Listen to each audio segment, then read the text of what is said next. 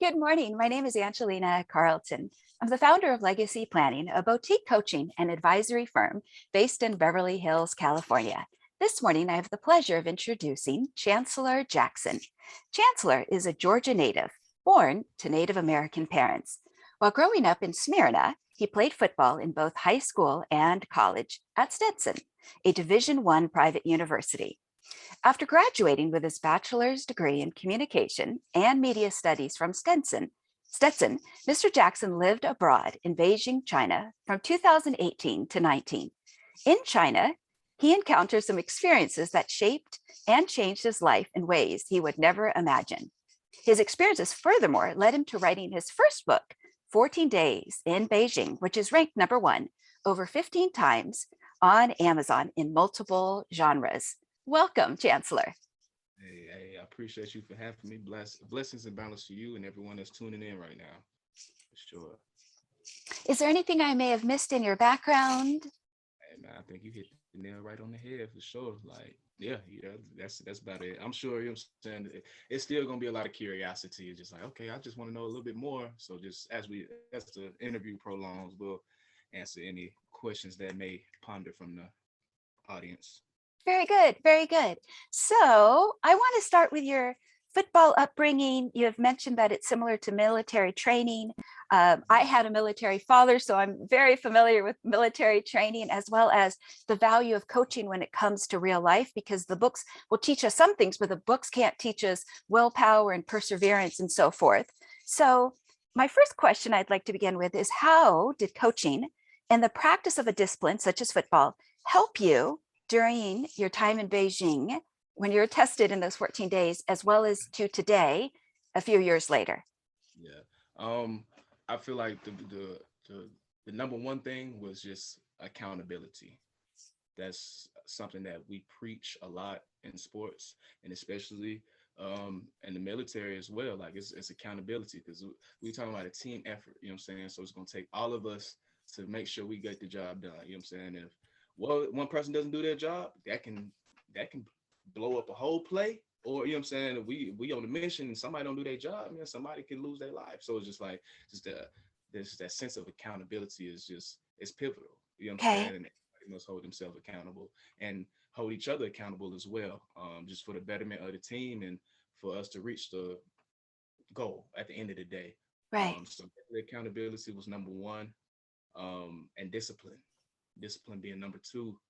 Um, you got to be disciplined in your assignments on the field. You got to be Right. disciplined in your assignments literally in the field. You know what I'm saying? So it's like they both go hand in hand. You have to have discipline, accountability, and what's something else? I say discipline, accountability, and Because it's happening in real time. Just yeah, like when those opportunities open up, like I would imagine football teaches you to see the opportunities and yeah, facts. And we prepare in addition to that. So it's like we, you know what I'm saying? It ain't like we just we just show up on the Saturday and like, hey, we're gonna play football. Like, nah, we go through a whole week of preparation for our right, opponent. right, So it's just we doing our homework, we doing what we need to do so we can get the win, which is the end result at the end of the day, come right, Saturday. right. But at the end of the day, you know what I'm saying? Everybody know, we've all went over everybody's assignment, responsibility on certain formations, situations, all of that. So now it's time to now it's just play like your hair is on fire. now we just Absolutely, absolutely. And the adrenaline's going and people are let's watching and go, let's go. And it's like, of course, mistakes will be made. right, right. But it So happens, they it make happens. mistakes yeah, they make mistakes in the NFL. It's inevitable. You know what I'm saying? Mistakes will be made. Hey, make them shits at 100 miles per hour. Moving at 100 miles per hour. We're gonna come back on the sideline. You're gonna get coached up. You're gonna get cussed out for sure. Right, right, You know what I'm saying? But put it behind you. And you know what I'm saying? We got to continue because we still got to play for 4 more quarters. right, So right. And that's the mindset to have, whether that's um, visiting a Beijing prison. Would you like to talk about that just for a minute? Because, yeah, for sure. Just paint that picture for the audience so they can have a better understanding. So it's April 4th, 2019. Um, I've is entering my 6th month in China.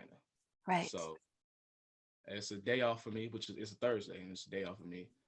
So I'm planning on going to an event with friends in the afternoon.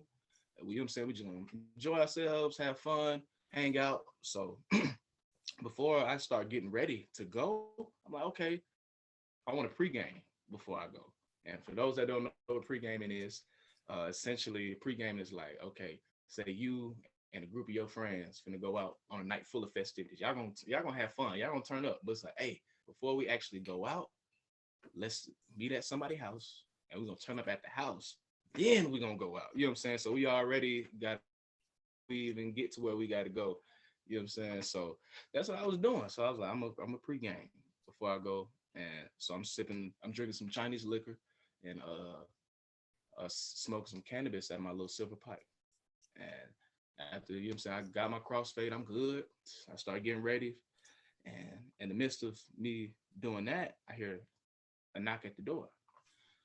You know what I'm saying? Curious, like, who at the door? I look through the peephole. There's 3 officers from the Beijing police. Right. And So, it's a different world over there. And this is kind oh, of your first time in what I might call study abroad. man. And literally, that whole experience felt like I was a part of some program like that. You know what I'm saying? It didn't feel like this is like a actual career or like a job that I'm doing. Like I feel like I'm still in college. Like I definitely, you know what I'm saying? I definitely felt like I was still in college. It gave me college vibes. But yeah, I looked through the peephole, there's 3 officers from the Beijing police on the other side of the door. So I'm like, oh, all right. You know what I'm saying? I'm sick Right. to my like, okay, let me put everything up because they've shown up to my apartment before randomly. You know what I'm saying? You So mentioned that because they weren't crazy about having illegal immigrants there, so they would yeah, they don't play. consistently check identification. And so here I had you are in a foreign land and you're partying and and they even showed up at my door. You know what I'm saying? I'm just at right, the house. You know what I'm saying? I'm minding my business. You know what I'm saying? I ain't doing nothing too right, crazy. So right. scramble, put everything up, boom, boom, boom, boom. Open the door. They the officers walk in. The one in front, he's speaking to me. Now, I was studying Mandarin before I went into China. So I knew a little bit other language, just enough to move and groove, you know what I'm saying? Make my way around and get what I need pretty much. As far as having an in-depth conversation like you and I are having right now, it's not Right, happening. right, right, So he's talking to me and it's written on my face like, bro, I have no clue what you're saying. You know what I'm saying? It's like, bro, right. so once he realized the language barrier, he pulls out his phone, he speaks into it, and he's speaking to a translator app. And then he Sure. shows a translation. I'm reading, are you on drugs? Nah, bro. Like, nah, what? Bro? Nah, you tripping, bro? Nah, bro, you tripping. He's speaking to the app again. Show me the translator. Are there any drugs in the house? I'm like, bro, what? No, bro, what are you talking about? Nah, bro, you tripping. Yeah. You need to see my passport. Yeah, that's what you're here for, bro. I don't know what you talking about, what type of time you on, but let me go grab my passport. So I go grab my passport, my visa, my apartment contract. I gathered every documentation I had. Walk back into the living room, slap it on the table. I'm like, bro, this is what you need to look at, bro. Because clearly it's a misunderstanding. It's some type of confusion going on. So this is what you need to look at. Right. So he's sitting there going over my documents, and the other 2 officers, they just walking around my apartment. You know what I'm saying? Just scanning it for real, wandering eyes for real. Not really looking into nothing, but they scoping the place out. So they tell me to sit down after some time passes. So I'm sitting at the table and I'm just trying to think ahead. Okay, how I'm gonna finesse? How am I going to finesse this situation? That's all I'm thinking. Like, how I'm gonna finesse this? How I'm gonna finesse this? You know what I'm saying? How am I gonna get out of this? And in the midst of me just sitting there going at war with my reflections, I hear footsteps coming from down the hall. Because mind you, they never closed the door after they walked in. The Sure, door's sure. still open. And if I might intrude for a moment, you just said at war with your reflection. What does that mean? Like, just it's the heat of the moment right now in a Okay. critical hour. And Okay. it doesn't look too good for me. Just the way everything is, you know what I'm saying? Is it your conscious that's coming forward? Is it the It's feeling? just okay. I'm just thinking a lot. You know what I'm Okay. saying? I'm not really panicking, you know what I'm saying, just physically, but like mentally, I'm going through it. But I'm keeping my composure, playing like ain't nothing wrong with it. But inside my head, oh man, it's a million thoughts going on, right?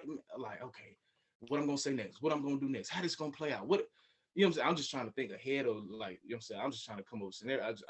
It's just so much going on in my head, but I'm just sitting there as cool, calm, collected as I can be, you know what I'm saying, physically, without, you know what I'm saying, trying to give off like I'm guilty. I got it. I'm from Atlanta. I got, I know I was going to mention that you might have you had mentioned like finessing it. yeah, come on. You got to live by the finesse and die by the finesse. This is Yeah, Atlanta. yeah. Work your one. Yeah, work. I'm gonna Hashtag do this. right. Hashtag peach tree. On me, for sure. You funny. You funny. So I'm sitting down, hear footsteps coming down the hall. So I'm like, who is that? I lean back. It's another officer approaching the apartment, and Mhm. he has something in his hand. I really don't pay him no mind, just because I'm still just like I said, I'm at war in my reflection. I'm just trying to figure out what I'm gonna do next.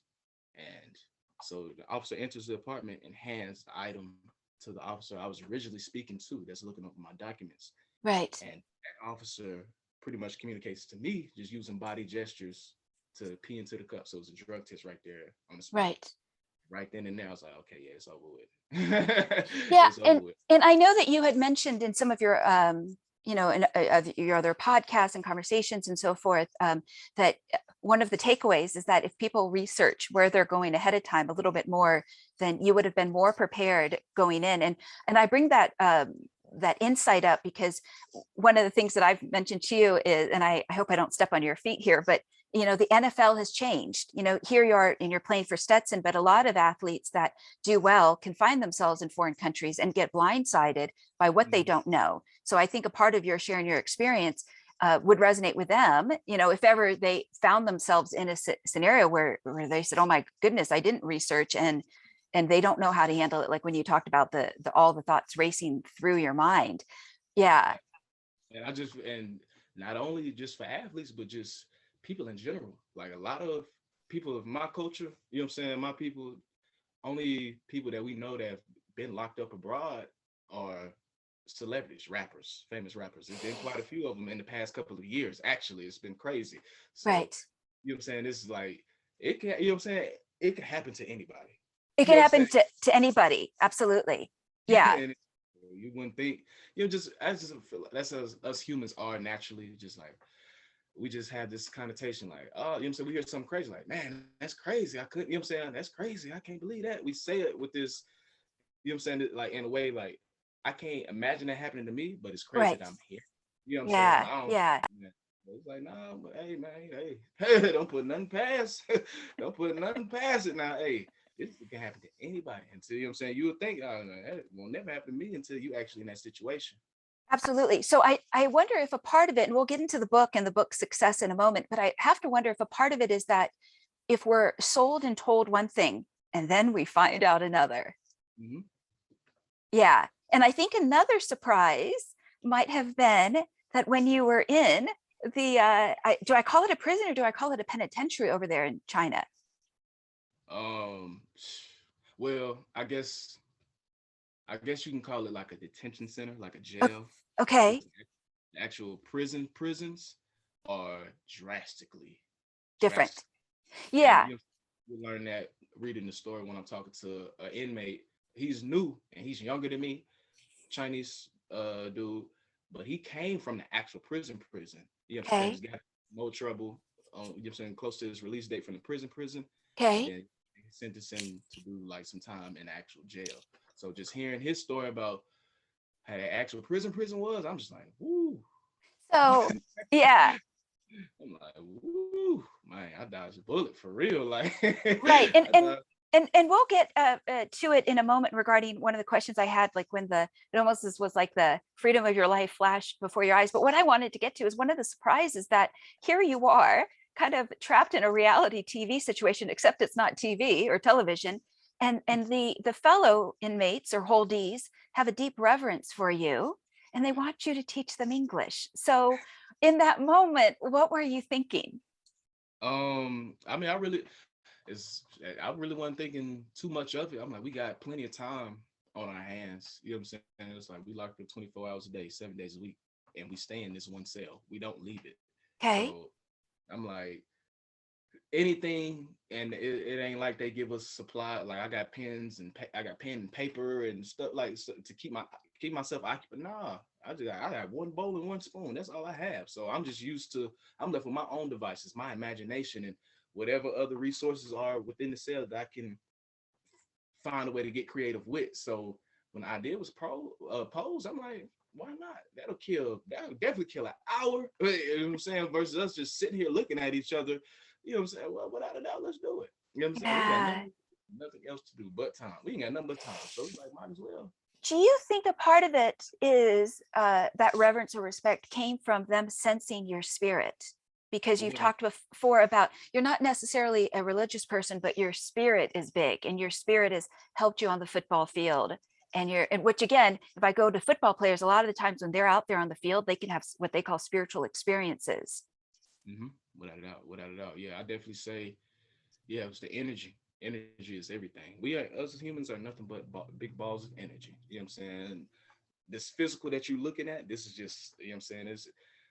It's literally just what, like, it's like a costume essentially. You know what I'm saying? It doesn't Yeah. really, it's the representation that I'm using, you know what I'm saying? But the energy and the spirit that dwells within me, that's what, you know what I'm saying? That's what makes me me. You know what I'm saying? For sure. What you're seeing is just a physical representation. It's just something to look at essentially versus just, you know what I'm saying, this euphoric, you know what I'm saying, esoteric type of, you know what I'm saying, Right. energy. And Right. that's all that is. And so yeah, definitely, you know what I'm saying, I felt like the deep reverence derived from just, you know what I'm saying, just my energy and my spirit. But in addition, in addition to my physical appearance definitely played a role in it as well. Just me being a man of color, and I had locks at that point in time too. Okay. Just long locks, and I played football, so it's like my physique is a lot more defined. You Sure. Sure. know what I'm saying? So it's just like, and I'm not talking to nobody, so it's like, okay, you can't make heads or tails out of me, to be honest, because I ain't Right. really speak. I can't speak with y'all, but it's like, okay, he quiet. You know what I'm saying? He don't look like he's really in a cheerful, friendly mood right now. You're an But unknown. like I should be, you know what I'm saying? I should feel inferior to him at the same time. So it's just like, you know what I'm saying? I really don't know you know what I'm saying? I really don't know how to play it, but I'm like, he ain't giving me no negative vibes. So I'm gonna just throw the real out there and see what happens. It's like, hey, you know what I'm saying? I'm cool. You know what I'm saying? For sure. I would love Yeah. it. It's like, hey man, we can't. So it's just like, it's just unfortunate, you know what I'm saying? Well, But I think that they sensed that you were safe, that you weren't going to harm them. yeah, without a doubt. Without a doubt. Yeah, that there's love coming from your heart. Oh Yeah. yeah. So even if you might have looked like something they might not have seen in their world, Mhm. people sense safety and that, if you're peaceful, then they can just, let it go. I did want to share one aspect from your story that I found very interesting, which was they strapped you into a chair, even though it was not plugged in terms of electric chair. And even though I've never smoked weed, but I don't necessarily, have an opinion about for or against it. I mean, some states in the United States are for it, and then the federal's not, or I'm not even sure where all that legislation is, but you were higher than a kite. They wanted you to be intimidated. And because you're higher than a kite, the fear factor is not working on you like it would have been working on others. I just found that part of the story very interesting because when people think about Chinese prisons and detention centers and so forth, they think about the torture aspects. And even though there was 8 beds or 14 men or whatever the ratio was, that intimidation wasn't breaking you down. Nah, not at all. Not at all. I mean, fear is imaginary, the way I look at things. You know what I'm saying? Like, there's no, you know what I'm saying, be fearful of what? I knew deep down in my spirit, I'm like, I'm going to be all right. When everything is said and done, all this play out the way it's supposed to, I'm going to be just fine. Right. Now, how is it going to play out? That's why I have no clue how it's going to play out. So it's like, that's where it can get a little bit, that's where it does get nerve wracking and just suspenseful because like we don't know Yeah. you know what I'm saying? We don't know how this gonna play out, but it's like I just know deep down in my spirit, I'm gonna be all right when it's all said and done.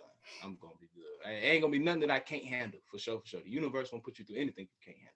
Yeah, and I'm going to ask you about your legacy in a moment, but was there anything in particular from your coach training, whether it was playing college ball or high school, that helped you in particular? Was it like a message from a coach that was like, get the ball to the end yard line? Which, by the way, when I hear the name Chancellor Jackson, the thing that goes to my head is Chancellor Jackson on the 40-yard line.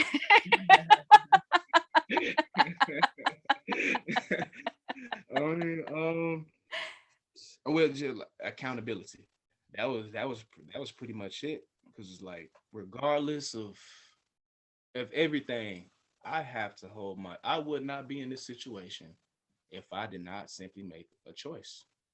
It all boiled down to that. So at the end of the day, however this does play out, I know I'm gonna be good, but however it play out, you know what I'm saying? It is what it is, because I got to hold myself accountable, bro. Like, you did something.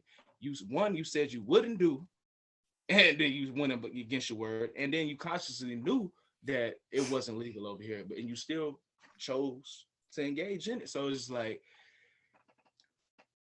yeah, you know what I'm saying? It's like, bro, you got to hold yourself accountable, bro. Like, ain't nobody else to point the finger at but you. You know what I'm saying?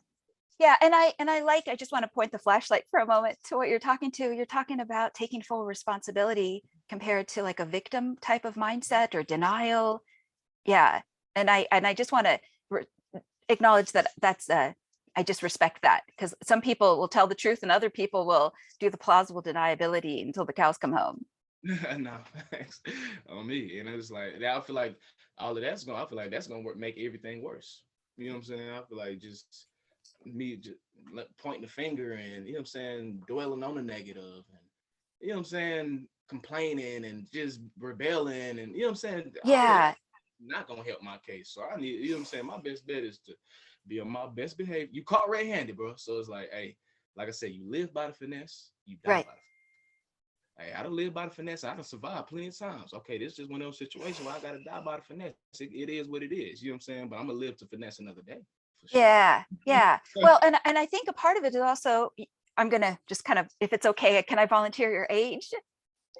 Mhm. Yeah, I think as a millennial, right, age 24, you have the tenacity to bounce back, Oh, because yeah, so this is not necessarily going to imprint your life, but I will get to the part where you turned lemons into lemonade and you made a profit from it. And so yeah. yeah, but if I go back to that moment again, you had a dream from the gods. Yeah, and I one of the things I've shared with you before this is that I respect that you ask for help from your ancestors and you give thanks to your ancestors. So in that moment, the night before your release, you have a dream. Would you speak into that for a moment? Yeah. So pretty much the dream that you're referring to. Well, I had quite a few visions within my time in Beijing jail 6, but your dream you're referring to, it was earlier in the story. I want to say it was definitely within the first 3 chapters. And no. It was like around chapter 4 or 5. Chapter 4 or 5. And um it's pretty much like I had a dream that uh the guards came by to get me and another inmate that I was incarcerated with. Um and it's like, hey, y'all come, yeah, y'all good to go, you know what I'm saying? Y'all ready, y'all free to go. And it was just so random because the other, you know what I'm saying, other cellmate that was, you know what I'm saying, was getting released with me, he was technically supposed to be getting released the next day. So the fact that, you know what I'm saying, they done came and got me and him a day early, of course I haven't received any information. So this is definitely a shock to me, and it's really shocking for him because like, damn, bro, we thought you were supposed to get out yesterday. Like what? Like we try to figure like what had happened for them to. Anyway, it don't even matter. We both finna get ready to go home. Hey man, hey, boy, I love you, bro. Hey, what? You know what I'm saying? We lit. And get on the elevator to go downstairs, and the elevator stops, and everything is black, and his guard is yelling. And I'm like, bro, what is he talking about, bro? What is going on, bro? Like, this can't be happening right now. We finna get ready to go home, and now that we get locked in this elevator, like, what is the guard saying? The guard is telling us to wake up. Huh? Wake up? What you talking? That's when like my senses start to awaken, and I come back to, I'm like, I wake up for physically, I'm like, oh man. I'm like, damn, like I was so like, man, I'm like, I could have like, I didn't look at it like as never like, damn, bro, I was almost out. I was, you know what I'm saying? I don't want to be myself. I'm just like, hey, we gonna get out of here. I'm like, that's all. I was like, we getting out of here. That's all I took away from it. When I still have no clue. I don't know. But I'm like, hey, we're gonna get up out of here though. And it's Do gonna you happen think, just like yeah, go ahead. do you think that spiritually your ancestors intervened? Without a doubt. Just because I didn't here I am sitting in this cell with 14 other Chinese men or 14 other inmates, you know what I'm saying, in one cell for 24 hours a day and ain't receiving not a lick of information. These Yeah. folks told me nothing. And then me getting arrested, going through all the booking and interrogations and document signing, all of that, ain't told me not a single thing in regards to what's gonna come, how it's gonna play out, none of that. So here I'm just in this cell, don't know what's going on. I don't even know how the jail work. I'm learning Right. that. Yeah. So I'm still not tripping. Like I'm not, you know what I'm saying, losing my mind. I'm still like, of course I'm at war with my reflections because I'm like, none of this is making sense. You know what I'm saying? Just like it's just so much, but I'm still keeping my composure. I'm still, you know what I'm saying, just I'm 10 toes down. I'm still grounded. And you know what I'm saying, the ancestors knew just to give me something to work with, you know what I'm saying, to help ease my mental, you know what I'm saying, for sure. Because you know what I'm saying, I probably could have easily I probably could have just flipped and, you know what I'm saying, just lost it, you know, lost my mind just because I'm like, bro, I don't know, you know what I'm saying, I don't know what's going on and nobody Yeah. explaining. Or allowed fear to come into your spirit or to have a troubled spirit. So if it's like you received a signal of hope, a message of hope, then that grounded you again. And Man, something, just because I wasn't getting no information from the, you know what I'm saying, the folks that had me detained. So it's like, we'll give you some, you know what I'm saying, we're going to give you bits and pieces, you know what I'm saying, and just, you know what I'm saying, just for you can have at least, you still won't know 100% sure if this is going to be actually turn out the way that it's going to, you know what I'm saying, right, right. but um just for, you know what I'm saying, just your mental, because they know my mind. I'm a Sagittarius, so I'm very spontaneous, I'm very optimistic, you know what I'm saying, so Well, I think I want to say that I think that your optimism, your training, all of that helped you so that you didn't walk out with like PTSD, that you were like, okay, what the heck just happened? Now I'm going to bounce back after I sort in my mind what just happened. So fact.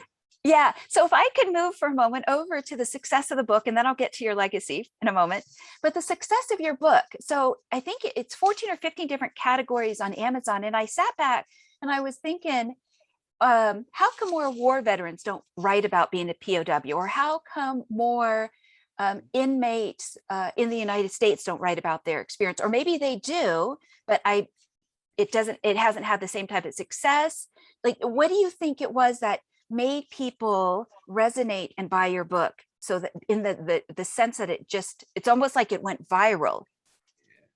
Just, man, just the aspect of it being taboo yet common at the same time. Okay. A man of color getting locked up, what how is that unfamiliar in any shape or form here in But America? right, right. For sure. But for a man of color to get one, how many people do we know? You know what I'm saying? I'm just asking, and anybody that's listening, how many people do you know that actually went to China, then Right. two lived in China? So that alone is like, all I got, yeah, I lived in China for a little bit. Everybody, their body language is China. Like, it's just what do you China? Well, you know what I'm saying? You're not used to hearing nothing like that. You're not. Right. Well, especially a young brother like me, China. What was you doing in China? You in the military? No, I ain't in the military. Studied abroad? No. You know what I'm saying? That's the first two things that come to their mind. So now I said no to both of them. Like, okay, what was you, man? Like, how, like, you know what I'm saying? Now I'm interested because it's like it's so Because taboo. do you think it's taboo, or that it was so unusual, or is it like you're letting them into a secret? It's taboo. Most people, it's hard to visit China. You can't Yeah. just just jump on no plane and go to China. No, it don't work like that. So for anybody to be over there at any point in time, hey, man, that's something different. That's different. Not everybody can do that for sure, let alone afford it. Hey, you know what I'm saying? So not everybody can do that. So just that aspect, just how rare it is, played a factor. And me just being me, because I'm a noble spirit. I'm a genuine dude. You know what I'm saying? I have great care. I'm a good person, all in all. You know what I'm saying? I do everything textbook, everything right. This is my first time ever being in that level amount of trouble in my entire life. So Yeah. that aspect of people that truly know me personally is just like, you know what I'm saying? You? Oh no, no, what? Like because what? Now they psych thrown again from that aspect. Okay, one, I mess them up. Oh yeah, I lived in China for a little bit. China, bro? What were you doing in China, bro? Oh yeah, I got locked up. But you got locked. You know what I'm saying? So it's just like, whoa. And then for all this, you know what I'm saying? This happened in 2019, April 4th, 2019. Let's fast forward a full calendar year, April 2020. What's going Okay. on? COVID. Where did Okay. COVID originate from? China. What? How long was my sentence? I did 14 days. When you catch COVID, what you got to do now? Quarantine for how long? 14 days. You look at the cover. What I got a mask on. Folks ask me all the time. Oh, they had COVID back then when you was locked up and they had COVID. I was like, nah, bro. That was just the typical way of life before. You know what I'm saying? Everything just popped out. Yeah, nah, we've been wearing masks and because air pollution is real in China.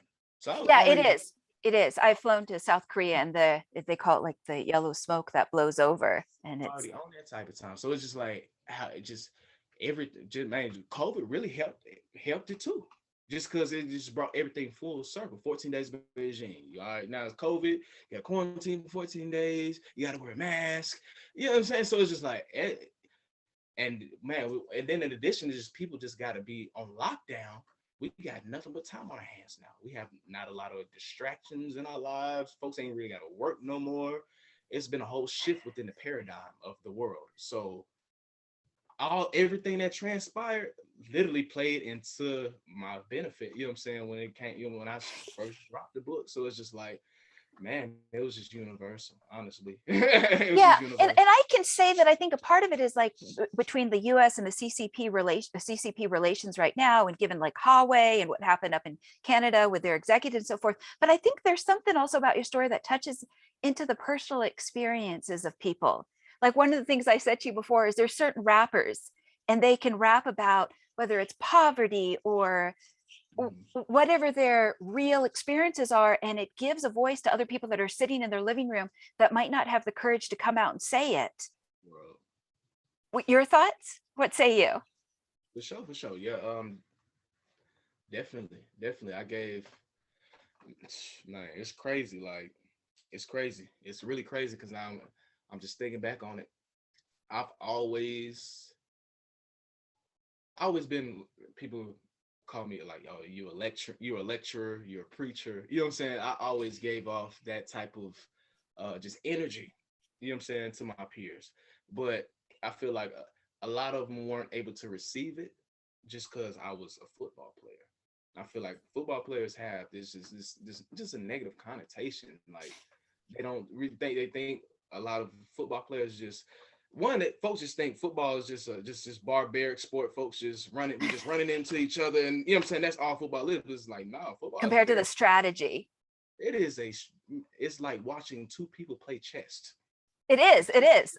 Yeah. Penn State Literally that. football is huge. Yeah. Literally that. Watching two people play chess.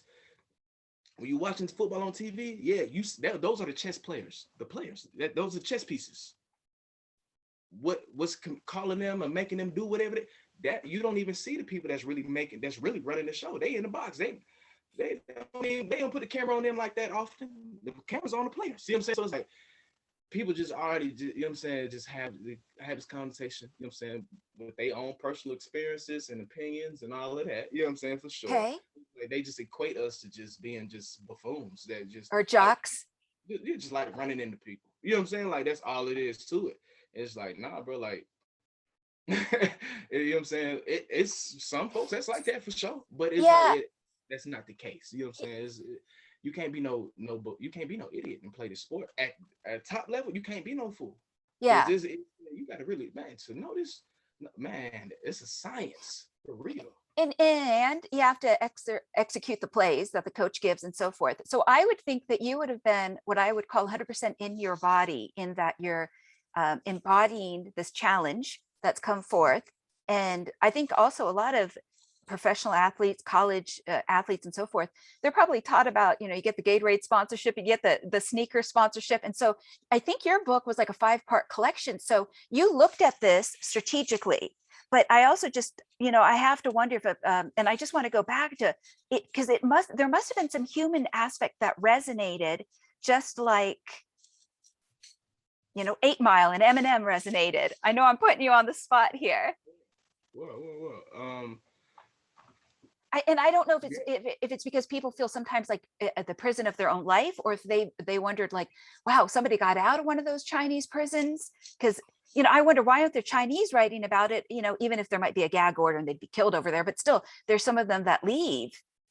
Your thoughts, or do you think you had enough boldness that you took it to the finish line? I mean, I knew I wanted to. I'm me personally. Whatever I start, I finish. So when I got hired to go out to China to teach these kids, my contract was supposed to be a year. I'm going to do my entire year. I'm going to do my entire year. Now, what's going to come after that year? I don't know. That's a mysterious. You know what I'm saying? That's when it's gonna get a little bit fun, because like I know better things are going to come from this experience, and Okay. embarking on this journey. So when everything played out the way that it played out, and my contract got cut 6 months short, it's like, well, I had a goal set and I couldn't fulfill it. I'm a person that's whatever I start, I finish. So Okay. that definitely sit well in my spirit, because like, you know what I'm saying? Like, damn, bro, like I had a goal and I, you know what I'm saying, I didn't accomplish it. You know what I'm saying? I'm not gonna just accept that. Okay. So everything played out the way that it's played out, but I'm like, okay, I went through this experience for a reason. Now I know I want to do something with this story. I just don't know what. Okay. I don't know what. And it wasn't until like months later that the idea was posed to me, like, damn, we should write a book about it. Do you do you think another part of it is that, and you've mentioned this before in your other interviews and so forth, that many Black Americans don't write books? So here you are and you're writing a book. Now, facts, yeah, I don't. Amongst my community, there's only one other person that was a Okay. publisher, and he the same age as me, and he was published before we graduated from high school, and he was the one that told me like, you should write a book about your experience. You know what I'm saying? Like, you should write about it, bro. It's like, damn, bro, like that's a good idea. I know I want to do something with it. If China just think they gonna put me through all of that, and I'm just gonna walk away with my tail tucked between my legs, they crazy. Then you a fool. You a fool. You playing yourself. You're like, y'all got me messed up, bro. I was supposed to do a year. I couldn't do my year. So it's like, you know what I'm saying? Everything played out the way it played out for sure. It is what it is. But if you just think I'm not gonna capitalize off of this experience, then oh man, you playing yourself. Just give me time. Like, give me a minute. Give me some time to figure out what it is. Yeah. Watch. Just Yeah. watch. Yeah. And And like, yeah, go ahead. I'm so sorry. I was just going to say, and I hope that your example inspires other people in your community to self-publish Mm-hmm. in, because their story is worth something. And I know in a lot of more ethnic cultures and indigenous people and so forth, a lot of the times their history is shared verbally, orally, but there's also something magical about when pen hits paper, because now it also takes the mystery out of people having presumptions that might be outside of your bubble or outside of your world. I mean, world. Not world. World, yeah, for sure, for sure. And man, it's so much, because it's just like I was like I was saying before, like when I used to preach to people, especially like because like y'all, especially we out of high school, so now you know what I'm saying, either you in college, if you're not in college, you in the real world, Right. and that can be a rude awakening if you're not prepared. And a lot of people aren't. Entering the real world, oh man, And you know what I'm saying? You ain't got nothing, man. That's man, you gonna fall. Hey, it's gonna be a journey for you. You know what I'm saying? Luckily, I was able to, you know what I'm saying, continue, you know what I'm saying, my football career, you know what I'm saying, go to post-secondary school and you know what I'm saying, just ease my way into adulthood a little bit, you know what I'm saying, more smoothly versus just being tossed into the fire.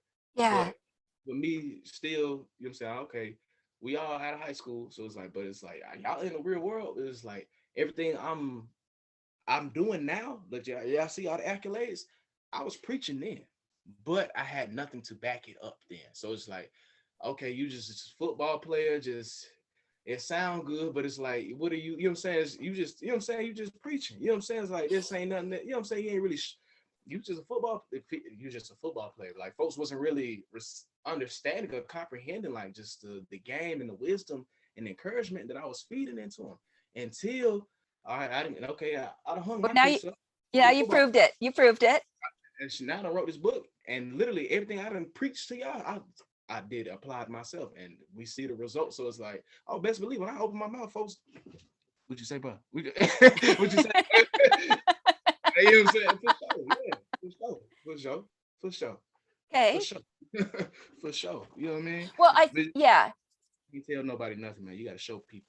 You yeah, live in and you this. do. And that's one of the reasons why I'm very pleased that you've decided to come on this podcast, because if I talk about the idea of positive role models, people want to see others that walk the talk.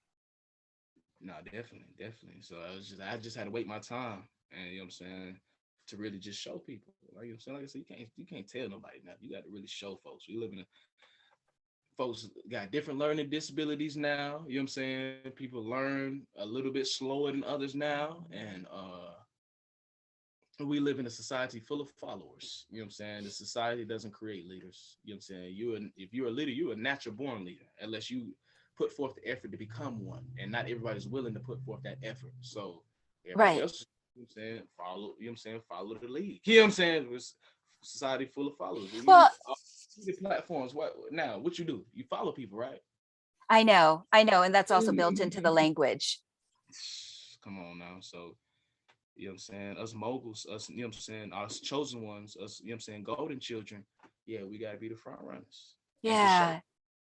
So And if you, sorry to interrupt you. So if your identity before, let's say you saw yourself as a football player, how do you see yourself now? As a chosen one, someone a who's God, anointed, God, blessed? a God amongst men, a God amongst men, without a doubt.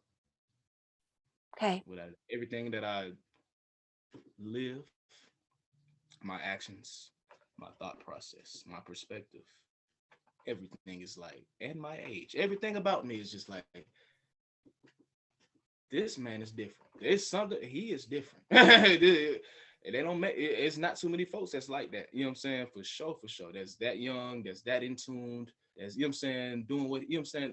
Yeah. It's not, I'm not the only one, for sure. I'm not the only one. I have plenty of peers that are also God amongst men. We are golden children. We are the ones our ancestors chose to be the front runners and the ones to change that dynamic within our family tree. I know Absolutely. because I know myself well, and you're going to attract like-minded and like-spirited individuals. Not everybody that's taboo to a lot of people. Trust me, I just based on the conversation that I have with just peers, I'm just like, man, well, I can show you, and you know what I'm saying, I can tell you, but I can show you at the same time. But it's like, hey, you know what I'm saying? For sure, you got to play the cards that you was dealt at the Yeah. end and make the most that you can out of it. I think a part of it is that humanity gets beat down over the years, but I think the other part of it is if no one's showing anybody else, then Yeah. no one's growing. Yeah. You feel like humanity gets beat down. I feel like humanity gets dumbed down. Okay, we'll do both. We'll do both. So, speaking about a God amongst men, what would you like your obituary to say? Um, oh man, man, my obituary. Um, mm, just put my name up there because my name is my mama. A shout out to my mama.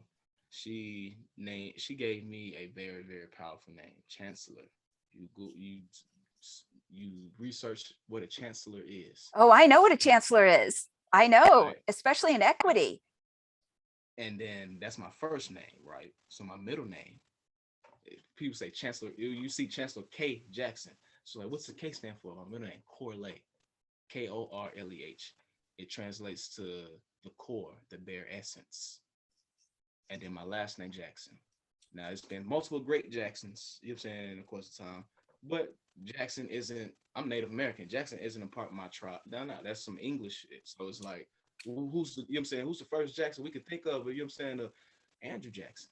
Now, despite all what he did, that was a very powerful man at the end of the day. So, Chancellor Korleh Jackson,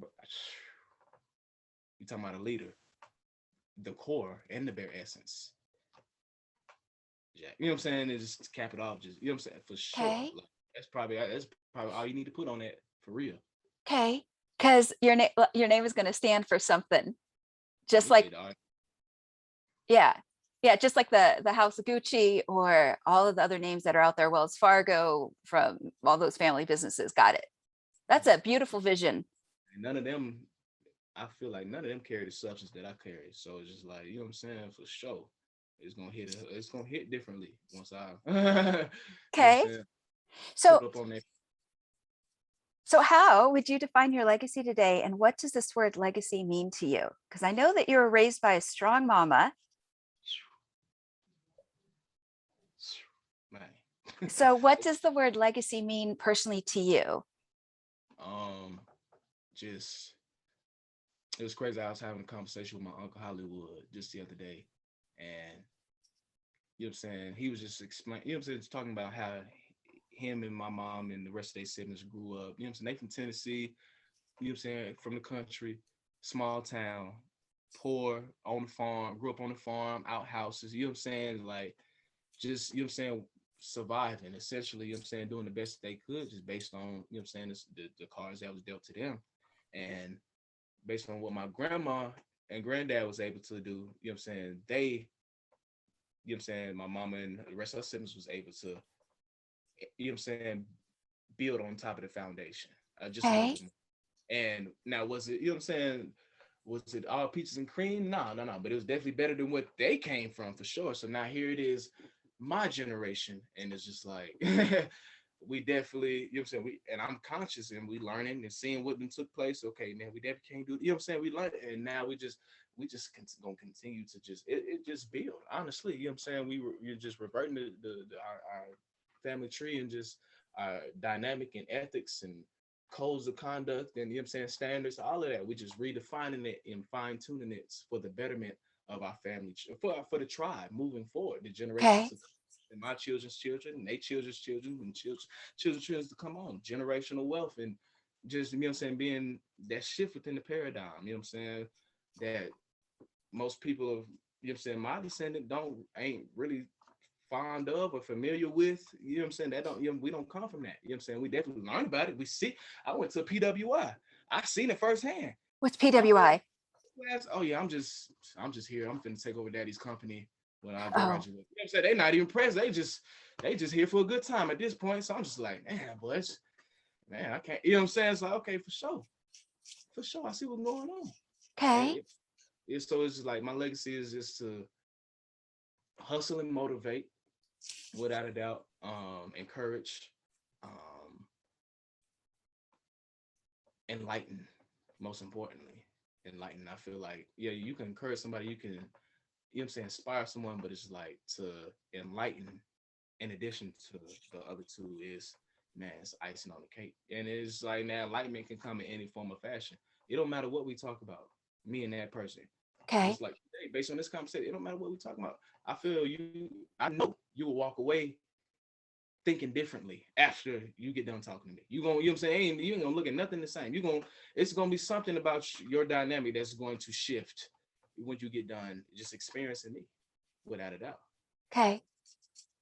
So I Yeah. might say that your legacy is embracing your past, your history, your family tree, making the best of it, not taking anything for granted, and most of all, just being very resourceful internally in your inner resource, exterior resources, like all of it. Like you're just not going to take anything for granted or waste it like it's unimportant. It's like I just feel like to, you know what I'm saying, sum all of it up, man. How well do you know yourself? How well do you know yourself? When you really know yourself well, everything what you just explained is gonna be understood. If you know yourself well. If you don't, then it's just like, well, Yeah. that's something I gotta really think about. I don't really know. You know what I'm saying? I don't know where my people come from. I'm talking about really, really know yourself. I'm talking from the depths. The depths. So it's like I can sit here and talk all day about myself. Hey, So, you gonna you gonna, you know what I'm saying? You're gonna have a good time. Just look like, damn, boy, this boy different. This boy gonna be all right. He gonna be all right for sure. Like well, yeah, for sure.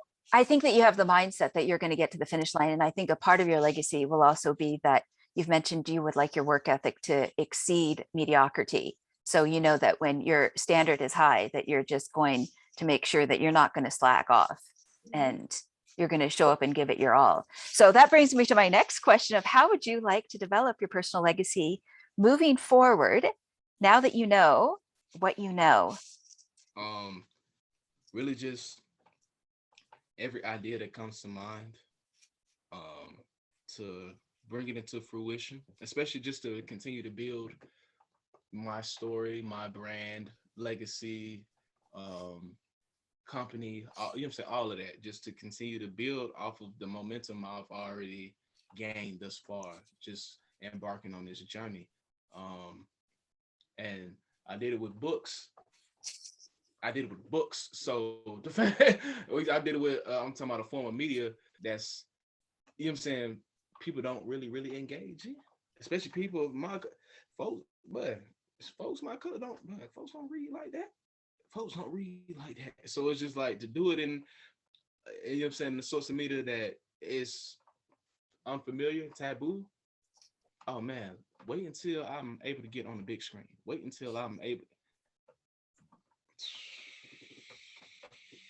Yeah, I think that what you're pointing to is that you're breaking barriers. Man, And if your book already has reached Amazon bestseller in 14 or 15 different categories, I think people are hungry for what you have to say. But I also think it's, high time that you did show up to share your message. And I also think you're a brilliant entrepreneur in the sense that you capitalized on something compared to going home and just like hiding out, like in something called like agoraphobia. Instead, you said to my, how do I bring this experience so that other people might not feel alone, so that other people know that they too can share what it is that they're going through, and also to shine a light where people might not want a light shined, which is your experience in Beijing, because that country over there, it's I mean, they're strict with their people. On one hand, I think you've talked about the trustworthiness, Windows can be down, laptops can be out, people are not going to be stealing laptops or MacBooks or whatnot. But then on the flip side, freedom of speech is a whole other different conversation over there. no, facts, definitely. Like it was crazy. Like, yeah, you could practice whatever religious, you know what I'm saying, religion you want to. But if like here in America, you could be driving down the street and you see folks, you know what I'm saying, with signs and you know what I'm saying, they chanting, you know what I'm saying, they really pushing, you know what I'm saying, their religion that they practice. You're You do right. that you gonna have you gonna have a book on your hands. That's all I can say. You have a book on your hands. You out there and trying to do that for sure. For sure. Like they don't play. They Yeah. don't play. Yeah, and I think also as an entrepreneur, now that you've gotten a taste of residual income, you've Yeah. you've gone on to write, I think it was a romance novel or two. So, Oh like you said, you're just warming up. yeah. I'm just getting my feet wet for real, for real. And the Yeah, romance hasn't even dropped yet. I'm still fine tuning it and working on it, but I know it's gonna go just as crazy as the first one. And is, you know what I'm saying, it's in a genre of romance, but just like 14 days, it went, you know what I'm saying, it went number one in multiple genres. Just like this, the romance never gonna do the same thing. Like it's not, I me personally, I just can't box myself just into just one thing. I'm like, yeah, nah, that's just not me. That's not me. You know what I'm saying? It's just, yeah, so it's like, yeah, it's gonna have the romance and all of that for sure, but it's gonna be a lot of other genres that can fall. This story can fall under as well. You know what I'm yeah, saying? So like everybody, I feel like it should be able to take something away from reading my work, without a doubt. Wherever you come from, whatever you believe, you know what I'm saying, whatever, you're gonna be able to take away something at the end of the day when Yeah. you're done dealing with me in some form of fashion, rather be reading my story, listening and watching, or actually having a full conversation with me. You're gonna take away something. And it's going to be for the betterment of you and your journey. It ain't, you know what I'm saying? It's, yeah, for sure. I'm gonna feed you. I'm gonna pour into you for sure. I think also one of the things you're pointing to is that you're honoring your values around generosity, service to others, and education. and, and my forward, the forward of my book is written by one of my friends that I lived in China with. You know what I'm saying? Her name's Kayla Lane. And she was pretty much explaining the forward, like, yeah, I learned a lot from Chance, just like the sense of generosity, like you said, uh, equality and community. Or equity and you know what I'm saying? Equality, equity, and Yeah. you know what I'm saying? Just like it's just crazy. You said that. I'm like, hey, she said the same thing too, for sure. But it's like, man, just cause, I'm just conscious. I'm a conscious individual. You know what I'm saying? I've always been like this. So Yeah. I just And I hope it inspires others. And if there could be one piece of advice that you would give uh, regarding, stepping up to create your legacy, owning it, claiming it, executing on it, what would that one piece of advice be? well, just me being me, it ain't gonna be just one piece because it's really levels to everything. Everything is in depth. Everything. So it's really first and foremost, and I posed this question earlier. How well do you know yourself? How can you answer any of that if you don't know yourself at all? How can you even start? How? If you don't know yourself, that's first and foremost. You got to figure that out. You got to figure that first. Once you do that, okay, then you'll be able to, okay, now you can move forward. You know what I'm saying? But that's first step. First and foremost, how well do you know yourself? If you don't know yourself well, you can sit here and I can sit here and elaborate on myself all day, every day. I Okay. bet. Now we can move forward. If you can't, you need to figure that out first. And that piece of advice to get, you know what I'm saying, just to help you take a getaway. Literally, because this is all I did. Damn. You read my intro, my mama asked me, I was a child, me and my little brother, we had breakfast eating, you know what I'm saying? And downstairs, you know what I'm saying, the dining room table. Mama asked, what's 3 places in the world y'all want to go? I'm like 78 years old. What's 3 places in the world y'all want to go? I'll make sure we go. China. I'm talking about, I had my answer ready. China. She like, exactly. Any China, why China? You know what I'm saying? Why China? That's where everything is made. You know what I'm saying? So 15 years later, boom. You know what I'm saying? So it's just You like manifested it. on me. So it's just like take yourself, go on a getaway.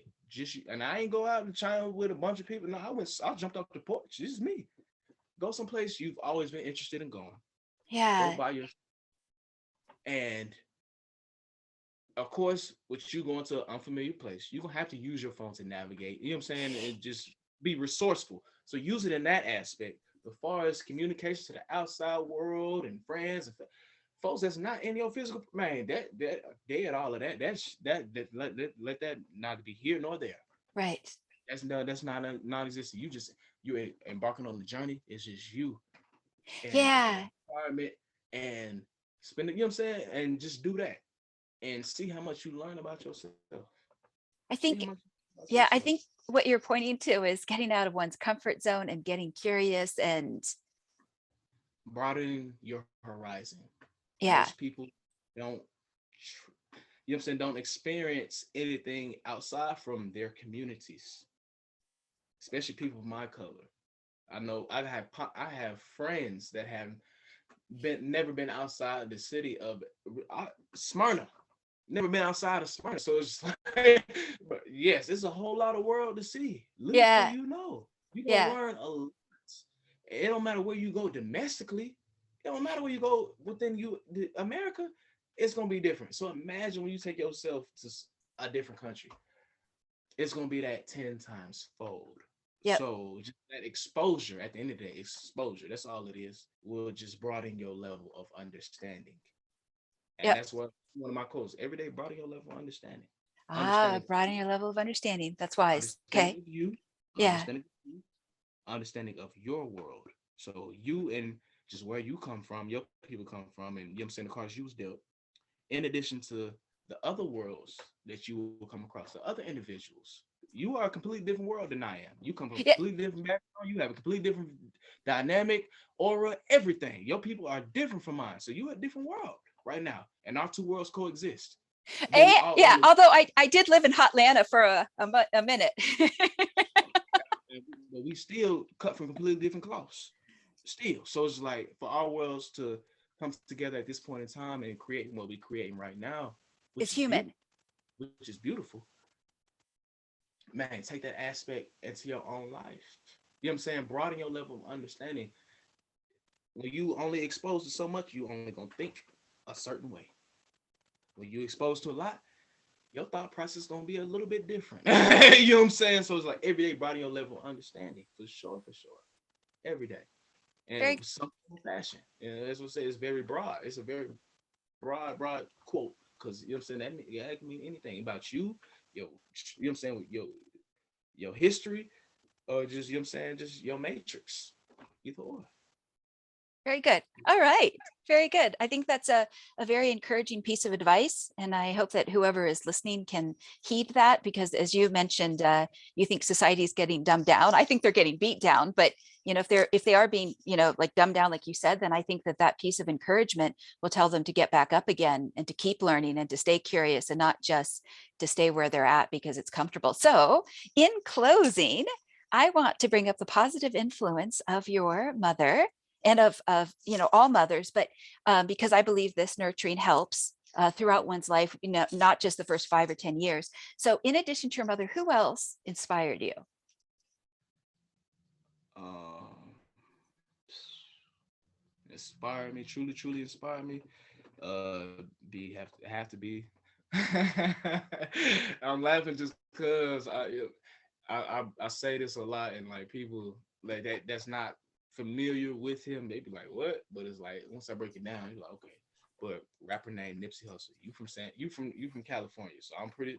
You may be familiar with Nipsey. You Okay. may be Nipsey Hussle. He's from South Central Los Angeles. He's a rolling 60s Crip. You know what I'm Okay. saying?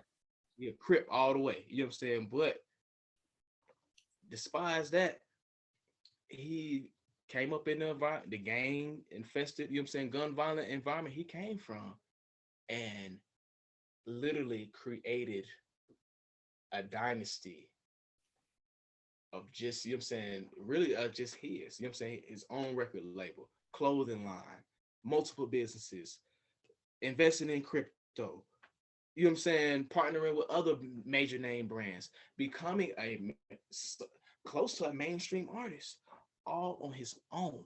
And Okay. he's from Austin and Crenshaw. It might have been around the world, but it started in one place. I've been around the world. It started in one place, Smyrna, Georgia. So it's like, that's, yeah, for sure. For sure. I quote Nipsey on my book descriptions, and Okay. within the novel, I quote Nipsey. Yes. Yeah, and if I'm talking, I'm quoting Nipsey. You know what I'm saying? Like, cause like, man, he done did it. He done did it. And you know what I'm saying? He did it independently on his own. It took him 10 years. It's gonna be a marathon. It ain't gonna happen overnight. Correct. It ain't, you know what I'm saying? So it's like truly that's aside from my dukes, Nip for sure. R.I.P. Nip Hustle the Great, man. The marathon continues on me. Very, very good.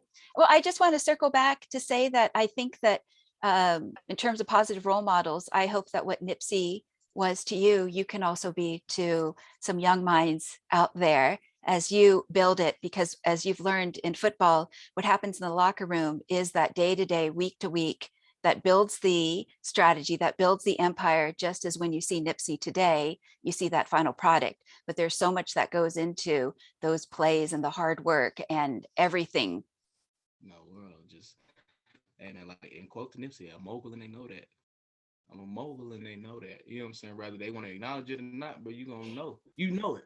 You know it. Right, right. Sure. You know what I'm saying? And when it's all said and done, shit, you definitely gonna know. You definitely gonna know. It's gonna be two in your face, not two. So it's like, for sure, man. A deep reference. I got that from Nip. You know what I'm saying? That's one, you know what I'm saying? That's the track he featured on. It's called A Deep Reference. So it's like, hey man, RP Net, man. Rest in power, man. For real, for real. Gone but never forgotten. For sure. Okay, very good, very good. Chancellor, thank you for sharing who you are with the listeners and the viewers, because you bring your own unique experience, but you also bring courage to talk about your personal experiences where some people would just hide and not be ready to put pen to paper. But I think given your background, it's all the more kudos to you for being an educator and inspiring others. So where can the listeners and viewers find you, and any final thoughts?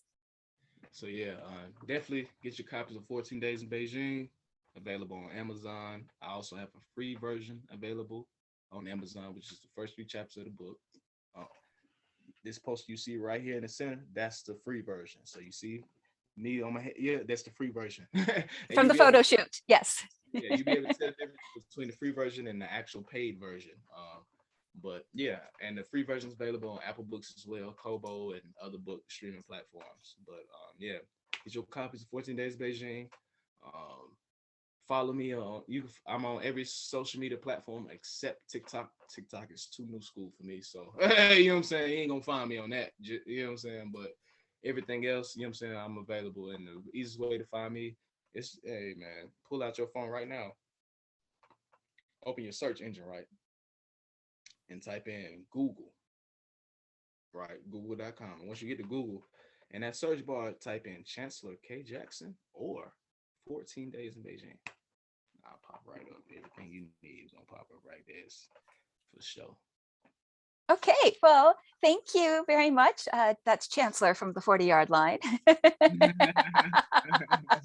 Thank you so much for your time. I very much appreciate it.